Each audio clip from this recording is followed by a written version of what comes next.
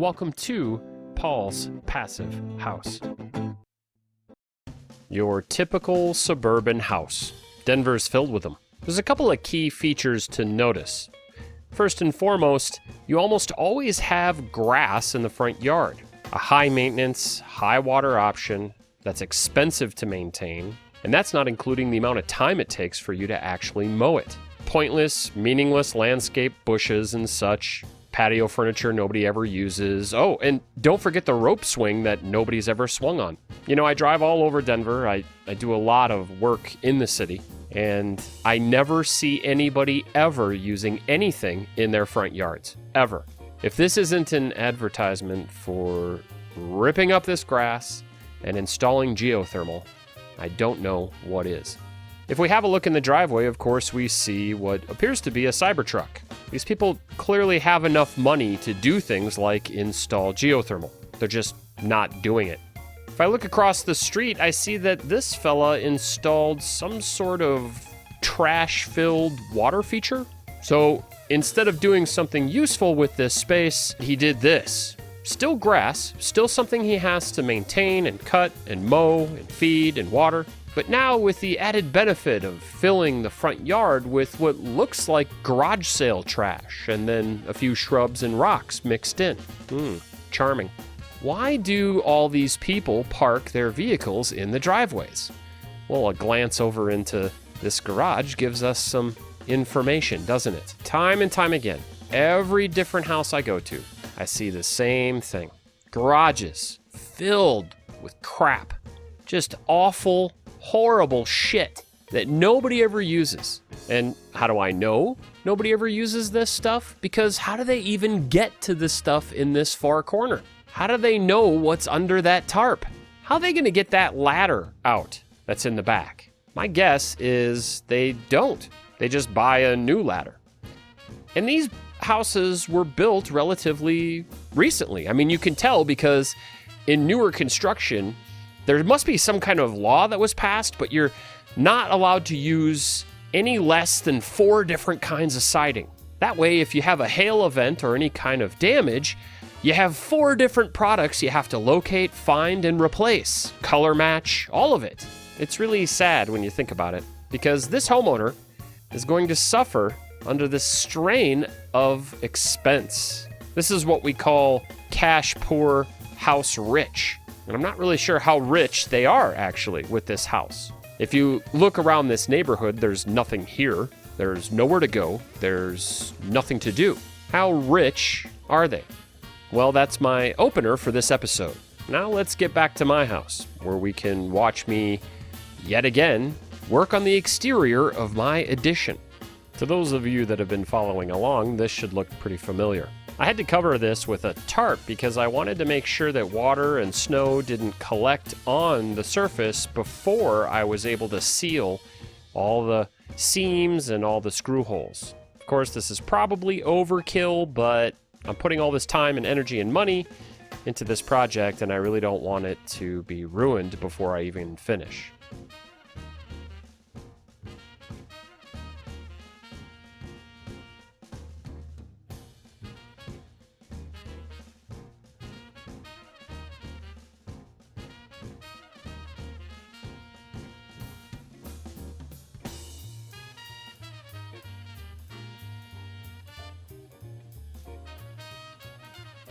If you're sick of looking at roughly the exact same thing we've been looking at for the last, at least episode, probably 2, believe me, I'm with you. I'm sick of editing it. This is rough.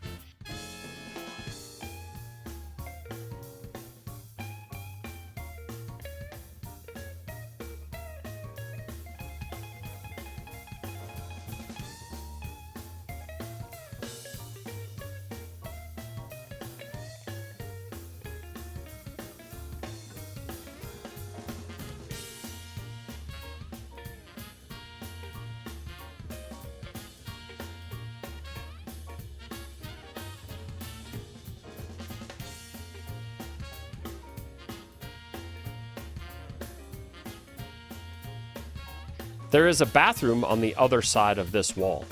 Not ideal, obviously, for plumbing and so on, but it works, and I'm going to be insulating it doubly, so it should work even better. But because there's plumbing in this wall, I have to be especially careful about how I handle the insulation.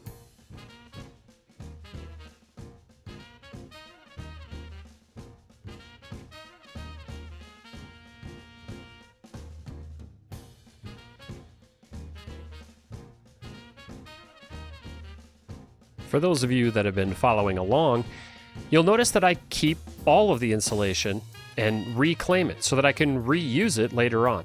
Fun fact, I actually just installed this exact insulation in my attic, so I am putting it to use. One of the great things about insulation is it doesn't ever really go bad. It's true that you can get bad insulation, especially after like a water infiltration event or if you have rodents, but insulation lasts forever pretty much. So it's very reusable and recyclable in that way.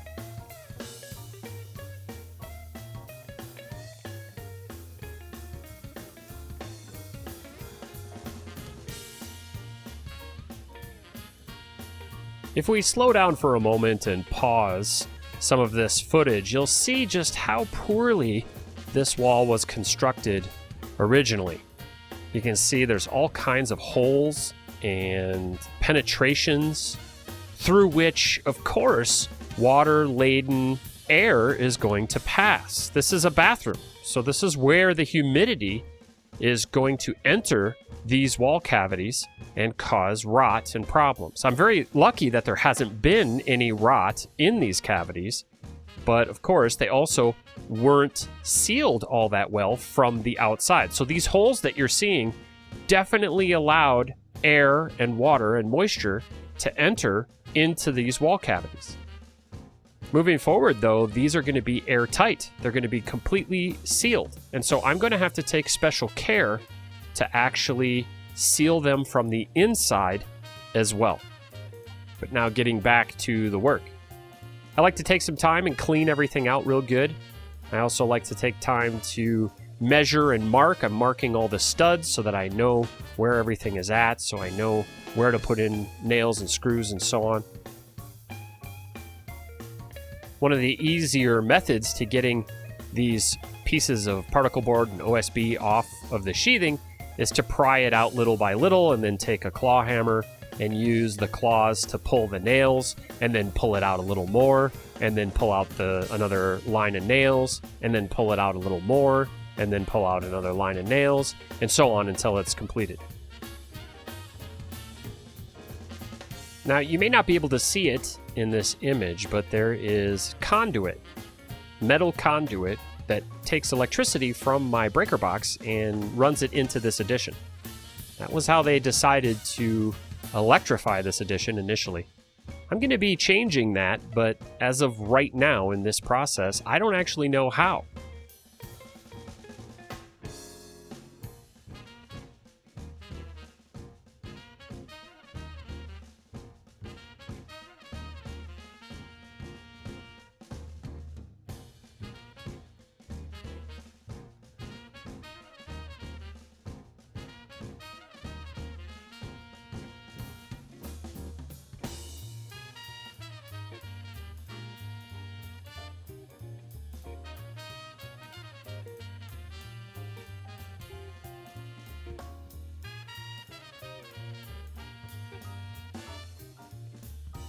Now, as I remove this faced insulation, first I take out the fiberglass and then I take out the facing.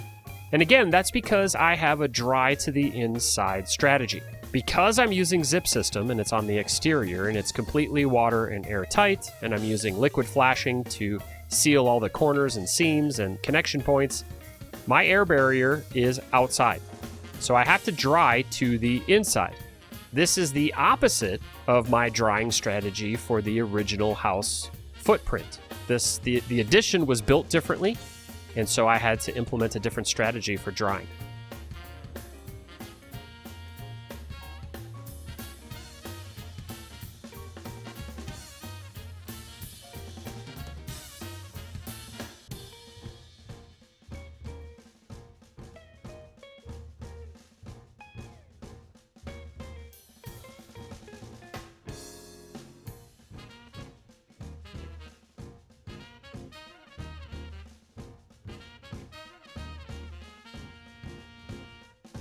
Right now I'm measuring for sheathing pieces. I want to make sure I know exactly how many I need and what width they need to be, and if I need to add any studs, because sometimes you need extra wood to attach to when you're doing retrofits like this. You'll see that after I install the zip system into its final positioning, I'm not actually securing it with screws, but I am marking the tops because I need to make soffits and fascia board, and it has to fit. So I'm marking the studs so that when I take this sheathing off, I can cut and install the fascia board independently. I don't have to wedge it in there. I don't have to measure. I can use the line that I drew to custom fit.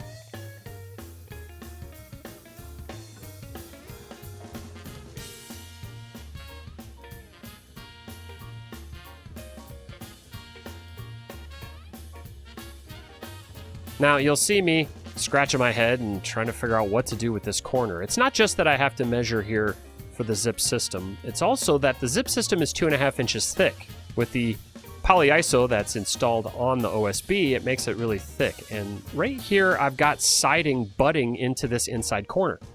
Now, what you don't know, perhaps, is that underneath the hardboard siding, which was installed like back in 2012 or something, there is asbestos siding, and I don't want to disturb that siding. I don't want to disturb it in any way. You'll see that I have masks on, and that's part of the reason why, but I'm going to use a saw now, and I'm going to cut some of this hardboard siding away so that I have enough space to install this thick zip system sheathing. But again, I had to measure everything out and set the depths of my saws so that it wouldn't disturb the asbestos siding. When I was dealing with this asbestos siding originally, when I first bought this property, my strategy was to encapsulate it and to enclose it and to not touch it or disturb it. And of course you can't do that 100%. There are things you have to do where you'll perhaps have to put a hole through the wall or whatever to add electricity or in my case, HRV ventilation.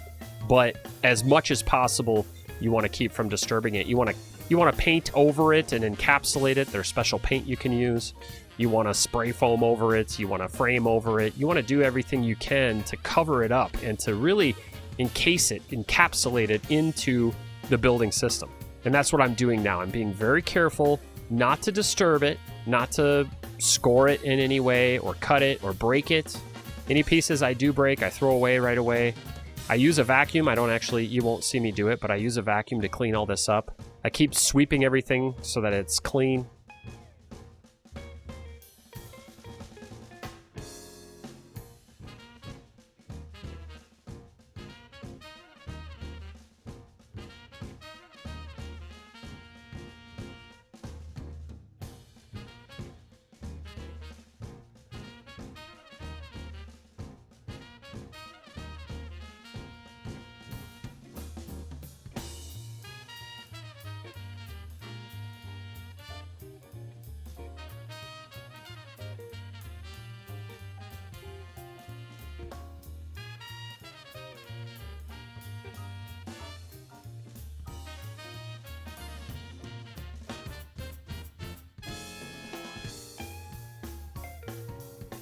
For the meantime, this is actually a piece that I cut so that it would fit, and then I also cut out a little corner. This is just a very temporary fix.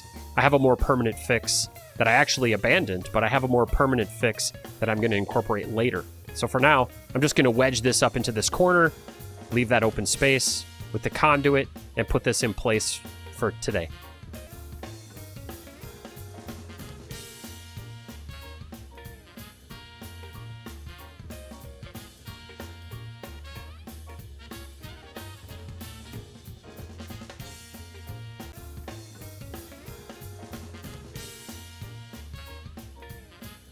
Now again, once you see me put these screws in place, you're going to also see me draw a line across the top. And that's because it's not going to be too long before I'm going to install this fascia board.